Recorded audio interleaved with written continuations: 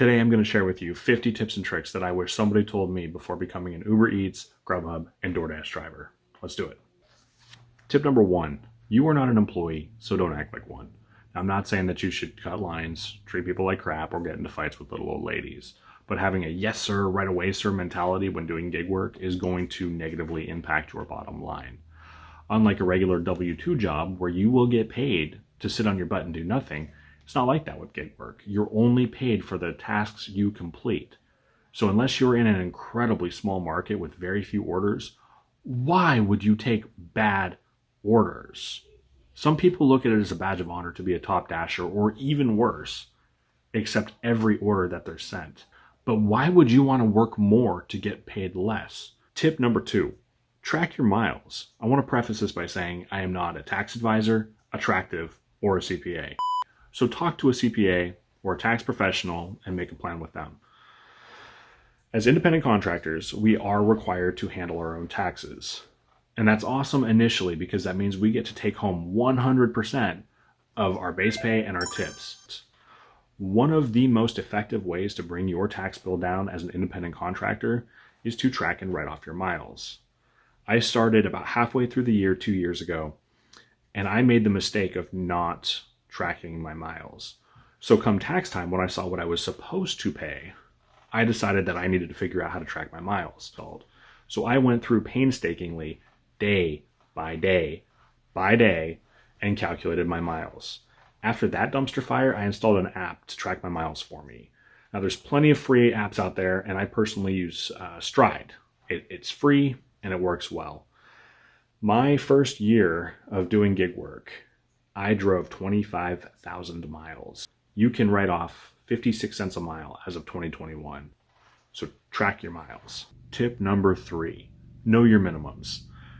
Ideally, in a perfect world, I would like to see $2 a mile, but that's not always realistic. So my minimum is $1 a mile with a minimum of $6. Now, I'm not saying if it's $5.99 going 1.5 miles that you shouldn't take it. Use common sense and be reasonable with the offers that you take and that you decline. You can also adjust this as necessary depending on how busy your market is. Say it's New Year's Eve and it is slammed. Maybe bump your minimums up to $3 a mile, $4 a mile. That's up to you. But at the end of the day, you're going to need to decide how much you want to make per mile. Tip number 4, Google the address. Seriously, that is going to help you beyond belief, especially if you're delivering at night or if you're delivering on a road that's particularly busy. It's going to help you. Type in the address, look for a listing for the house on like Redfin, Zillow, Realtor.com, or if it's an apartment, look at apartments.com and figure out something that you can pinpoint when you pull up. Maybe they have a broken down truck in their yard. Maybe they have Christmas lights up in July. Those are all things that will help you quickly find that house when you're pulling up to it. Tip number 5, know when to unassign an order. Say you accepted a McDonald's order for $5 at 5:30 at night on a Friday, and you pull up and realize that they are drive-through only. The lobby is not open. Side note, you are going to run into that time after time after time. So just be aware of that little mini tip. The drive-through line has 20 cars in there. You can be a good employee and stick it out, but personally, I'm unassigning it and I'm moving on to the next one. It's just not worth it for $5. There are many valid reasons to unassign an order. Another reason would be if you show up to a restaurant and you've got a 20-minute wait time. Move on. Go to the next one. We have a manager in my market that at a restaurant that every time that person is there, they slow things down to the point that it is just not profitable anymore for me to do it. If I see that person, I immediately unassign and walk out. Another valid reason to unassign an order is if the customer starts harassing you. Now questions are fine, like, oh, hey, can I get an ETA on my order? Like that's reasonable. They're hungry and, just tell them. But I'm talking about if they start harassing you, if they start being disrespectful or rude, or if they start hitting on you. If it makes you uncomfortable, unassign it, because are you going to be any less uncomfortable being feet away from them when you drop that order off? If you're uncomfortable, drop it like a bad habit. Another valid reason to unassign an order is if you're running more than one app, and we'll talk about that more in depth later. But say that you're running Uber Eats and Grubhub and DoorDash, and you accept a $6 order on DoorDash, and then Uber Eats sends you an $11 order. that's going half the distance. If you haven't picked that first order up that you accepted for $6, drop it and get the $11 one. Tip number 6, don't unassign too many orders.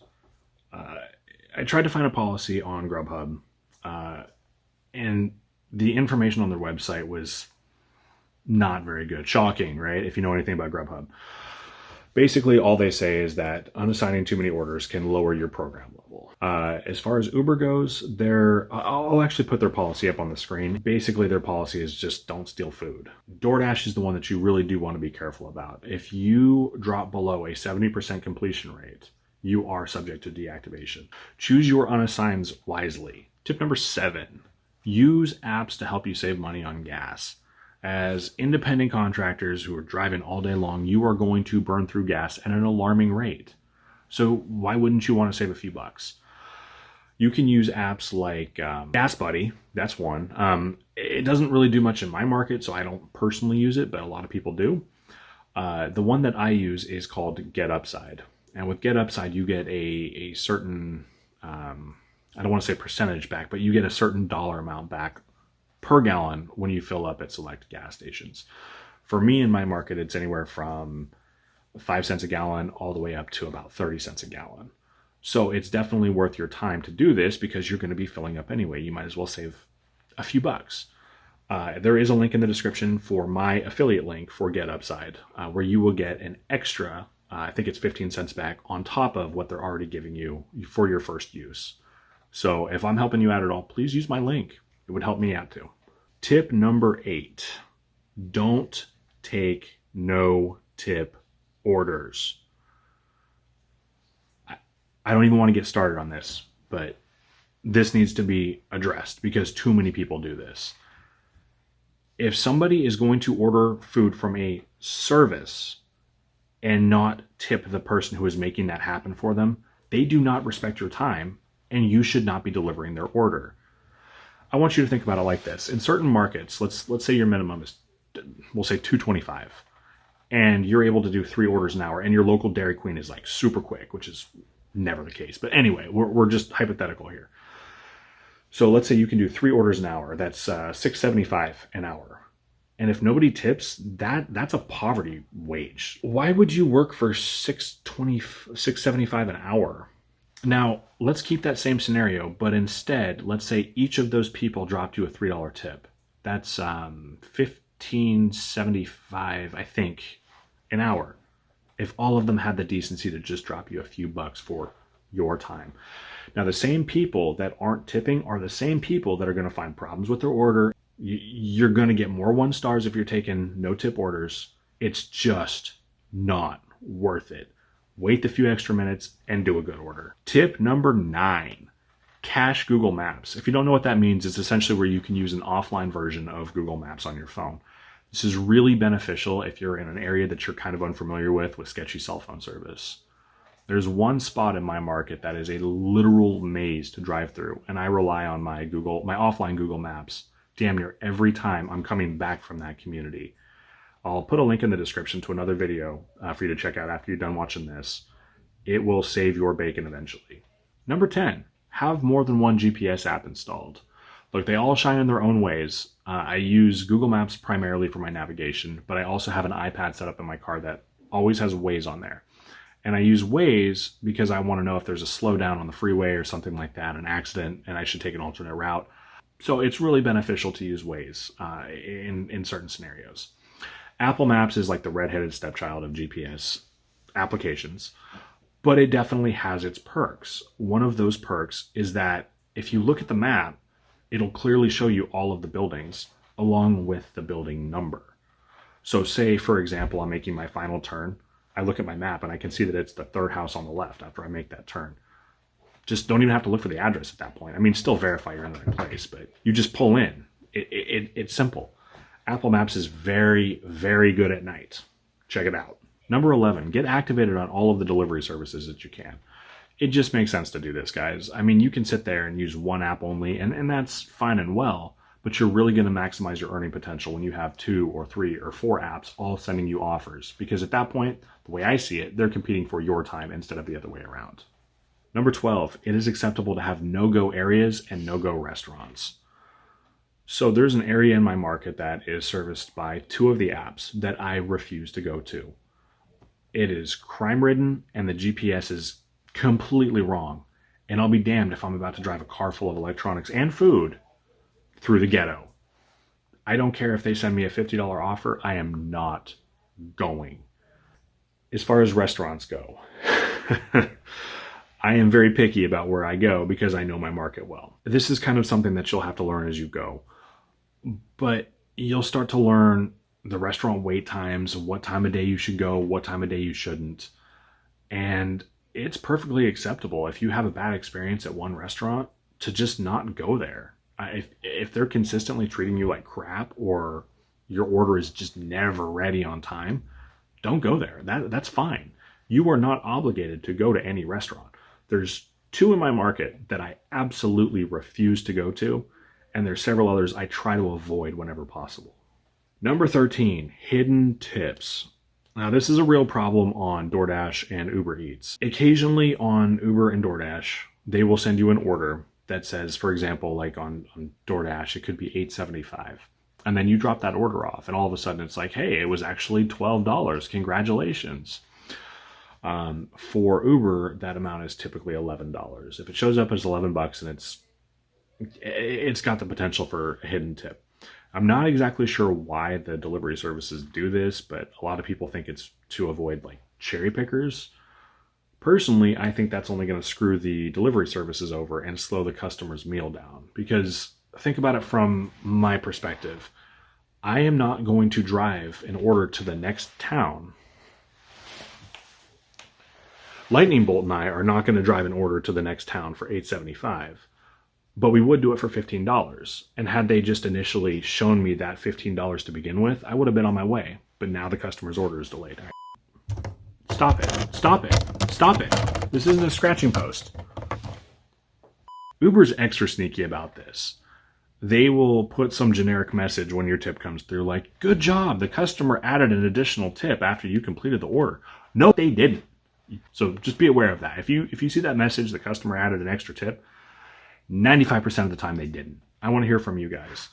What is your opinion on hidden tips? Number 14, if it's dangerous, don't do it. Use common sense. Don't deliver in crime-ridden areas, ideally ever, but especially at night. Don't go inside customers' houses.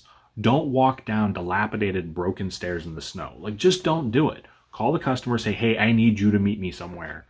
Or worst case is call support and just say, hey, this isn't safe. Tip number 15. Know when to contact support and when not to. When I first started doing gig work, I would find myself on the phone with support all the time. And as I started getting more experience, I was on the phone with them less and less. Knowing when to contact support and when not to will save you time and a massive amount of frustration. So here are a few examples. If you're at a restaurant and you're picking up an order and they ordered a bottle of Sprite and they're out of it, call the customer or text them. Do not call support. If it can be easily swapped, call the customer. If there's no replacement to swap for it, call support because they're going to need a refund on that. If you can't find your customer, call them, not support. Support's not going to know where they are either. Something else you may run into from time to time is if a customer gives you an incorrect address. How you handle this ultimately is up to you. If the address is close, there's probably no harm in just taking it to the customer and avoiding a bad rating. They'll commonly put like a home address when they're actually at work or vice versa. I've never not done it when this has come up and they've corrected the address. I have, however, canceled an order because I got a text on my way to the restaurant and the actual place that they were at was significantly further than what I was going to do initially. So I just canceled it and I feel like I want to take a break. Number 16, set goals. Know how much you want to make and how long you want to be out for. Number 17, you are going to make mistakes and that's okay. There are very few mistakes that you can make that'll get you deactivated. As long as you get that order from point A to point B in a reasonable amount of time, you'll be fine. Just learn from your mistakes and move on. Number 18, and this one's important. Know where to wait for an order. Now, if you're in a small market, you may not have a whole lot of choices. You may be forced to wait by a couple of fast food places. And if that's what you got to do, it's what you have to do. If you're in a more medium to large size market, Try to put yourself as central to as many higher end restaurants as you can. You will commonly get better tips out of high end restaurants than you will from fast food places. I can hear what you're thinking. You're new. You don't know what restaurants are on the services. Number 19, download the apps that the customer uses. This will show you what is open and what restaurants are running promos and deals for like free delivery and stuff like that. You will commonly get more orders from restaurants running promotions than you will from a restaurant that is not. So that is how you know if you're in a central location to a bunch of restaurants. Number 20, drive when it's busy. Drive from like 10:30 or 11 a.m. to about 2 o'clock, and then again from 5 until 9. I mean, sure, you can make money outside of those hours too, but that is when you are going to make a brunt of the money. Number 21, eat when other people aren't. You don't want to take yourself out for 30 minutes during dinner so you can have dinner. Eat later, eat earlier. Just be out when it's busy. Number 22, you may be delivering more than one order. It may be presented to you as a double or a stacked order, or it may come in one at a time. So be careful though when you're looking at the order screen, because they can be kind of sneaky. Sometimes they'll just put like a little 2 in brackets, and that's how they're telling you it's a double. You can also, typically what will happen is at least with DoorDash, they will put 2 orders together that are going in roughly the same direction. And if it makes sense to do it, they'll put them together. They're probably the best about this. Now, Grubhub doesn't, at least in my market, stack too many orders. On Grubhub, it's called an add-on. But they will also be a little sneaky about it. So just pay really close attention to your order screen. It may not say 2. It may show you 2 different pins on the map, and that's your only indication that it's going to be a double. Now, Uber, they put orders together that should not be put together. Pickups on the opposite side of town, customers on the opposite side of the town. It's just a bad experience. Typically what will happen is Uber will put a good order with an order that is at a restaurant nobody wants to go to, or with a no-tip order. You can make an educated guess on which one's the bad order and unassign that and move on. That is perfectly acceptable. Number 23, you may be delivering not food. All of the delivery services are trying to branch out in some way or another. Common orders are like Walgreens, 7-Eleven, grocery stores, stuff like that. Now, DoorDash is hands down the worst about this. $3 flour delivery, delivering medications. I want to make a whole separate video about whether you should or should not do that. Delivering video games, delivering 6 Walmart orders for $3. I kid you not. I don't know if it was a glitch, but they tried to convince me once to deliver 6 Walmart orders for $3. Any guesses on if I did that? Leave it in the comments. So be aware when you're going into this. The orders that you receive may not be for food. You may be delivering a couch from Walmart. You may be delivering a TV. You may be delivering pet food. You just never know. 24. Sometimes the dollar amount is not the most important factor in deciding whether you take an order. Say it's Saturday night around dinner time and you get an offer for $20 at a Thai place. Well, you know that Thai place on a Saturday night commonly has hour wait times. Is that order really worth it anymore? Probably not. But now let's say another platform sends you an order for $15 for a fast food place that you know is either going to be ready when you get there or within a few minutes of you getting there. I would argue that that is the better order to take. So things to factor in. If it's busy, is it going to take you way outside of your market to an area where you're not going to get another order? Is it trying to send you to a restaurant that you know is not going to be ready? Number 25, have common sense with delivery instructions. Time after time, you are going to see conflicting delivery instructions. The most common one you'll see is when they select, hand it to me, and then in the comments they put, leave it at the door. How you handle this ultimately is up to you, because no matter what you do, you're going to be right and wrong. Me personally, if it says hand it to me and leave it at the door, if there's a safe place for me to leave it, I leave it at the door. There's also no harm in texting the customer and just asking for clarification. Number 26, don't block the customer's door with food. Like, think about it. If the door swings out and you're going to put the food there, you're going to knock it over, just put it on the side or put it like one step down or something if you can. Put it somewhere where it's not going to get knocked over when they try to get to it. I feel like this is common sense, but you're going to see it a lot in the delivery instructions, so it happens more frequently than you'd think. Number 27. Not every place that you get orders for are partnered, and some of them are not going to be happy to see you. So these are typically called, on DoorDash, they're red card orders. On Grubhub, they're called pay orders or order and pay orders. And I don't actually do these on Uber, so I'm not sure how they word those. Basically what happens is they'll have a representative from the delivery service call and order your meal for you. If they can't get through, they'll want you to go and order it or call it in. The attitude that some drivers get from non-partnered restaurants is pretty bad because the servers view the drivers as taking away money from them. If that customer had been there, that tip would have been going to them, but instead it's going to us. Just be aware of that and try to see it from their perspective, because it's really easy when somebody, kind of mouths off to you to want to mouth off back, but just understand where they're coming from too. Just, smile, be polite, and move on. Also, do not write, if you're going to use your card and pay for something, do not write a tip into that. You can get deactivated if you do that. If you do want to tip them out of your own pocket. Number 28, bad weather means more money for you. You're going to have significantly more orders coming through, and they're typically going to have better tips on them. So wait around for a good order. If you're willing to go out and drive in the snow or pouring rain, don't take bad orders because you're going to get a better one. Number 29, you may go places that make you uncomfortable or that you have a moral issue with. I have been to police stations. I've been to churches. I've been to a jail. I've been to court. I've been to semi-trucks in the middle of the road and had to find them. Just be aware of that. Read the delivery instructions before you leave with the food, because if it's something that you are just unwilling to do, it's better to deal with it when you're still at the restaurant. Number 30, how to avoid bad reviews if you've got a long wait time at a restaurant. If you are on the menu section or the restaurant section of the screen on DoorDash, if you scroll all the way down, there's a little thing at the bottom that says, tell us what's going on or there's a problem. I'll see if I can find a screenshot for you. If you click that and you select that they're still working on the food or they didn't start it until you arrived, that is going to stop the customer from leaving a bad review if you're late.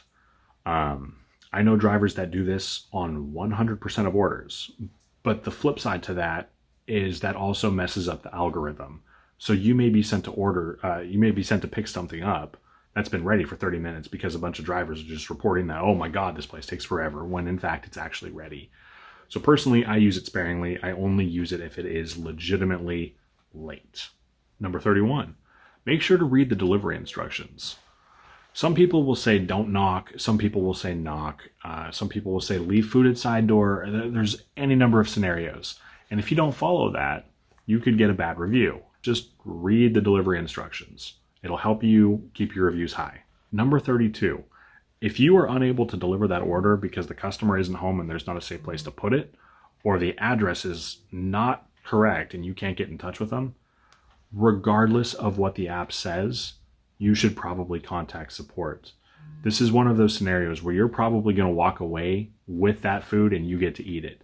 If this is the case, you need to make sure you get a picture of that building number or house number or apartment number or anything that's relevant so you can prove that you were where you were supposed to be. I cannot stress that enough. Get proof you were where you were supposed to be if you are going to eat their food.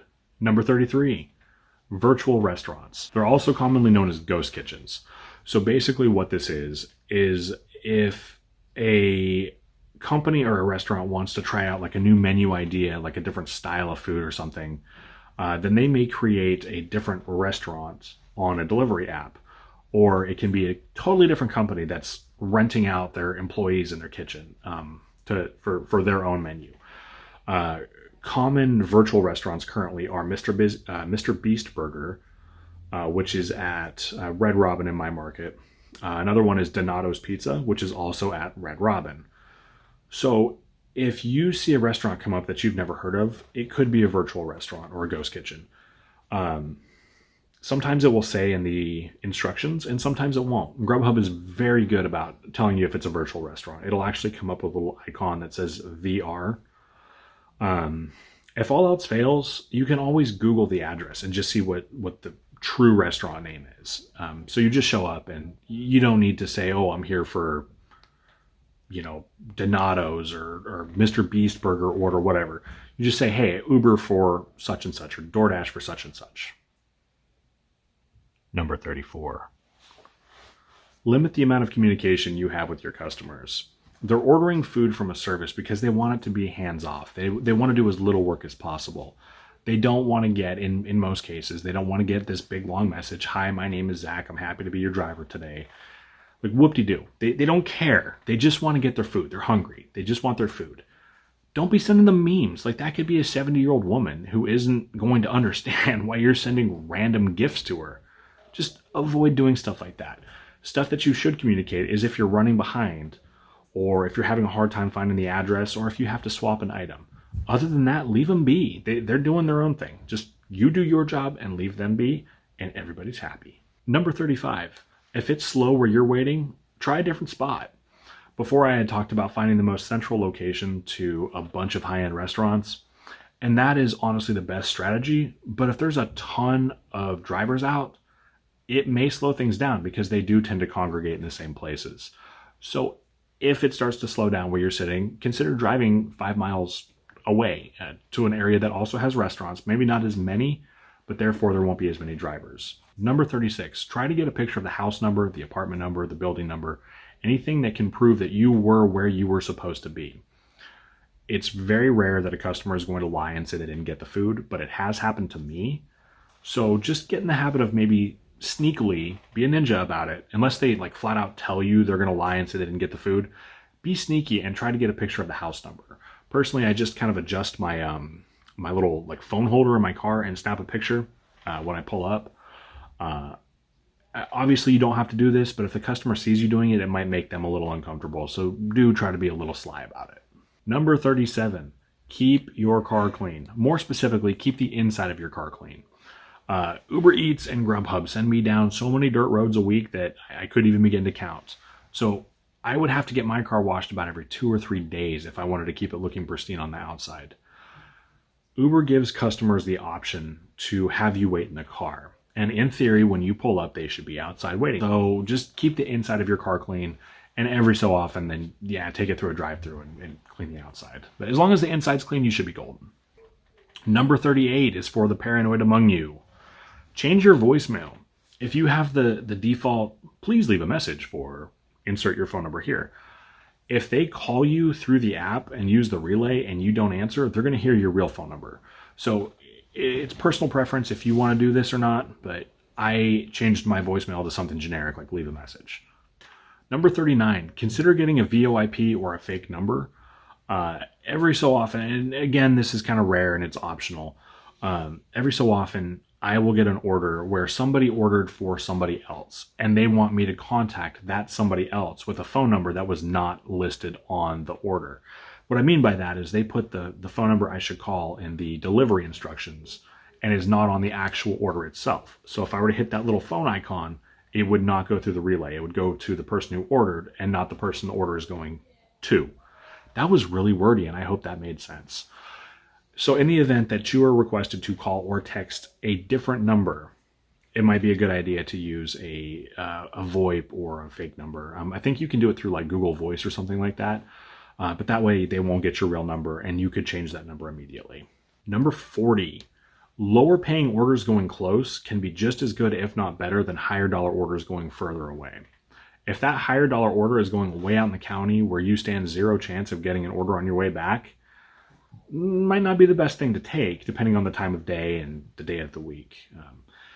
Whereas, say, a $7 order going 2 miles, you're staying in your market and close to a bunch of restaurants, you're immediately going to get another order, potentially, after you drop that one off. So you could have done 2 or 3 orders in the time it took you to do the one, good order, bigger order. So don't scoff at the small orders that are going very close. They can make you a lot of money. Number 41. People can tip in the app and then drop you a few extra bucks in cash. When this happens, I always remind them gently that they tipped in the app as well and make sure that they wanted to give me a little extra. I've never had somebody be like, oh, well, never mind that, and pull the tip back. But it's just something that I do to make sure I'm not taking advantage of somebody. But there's no harm in getting a tip in the app and then a tip in cash. Thank you so much. I appreciate you. Have a good day. Enjoy your meal. Number 42, multi-apping.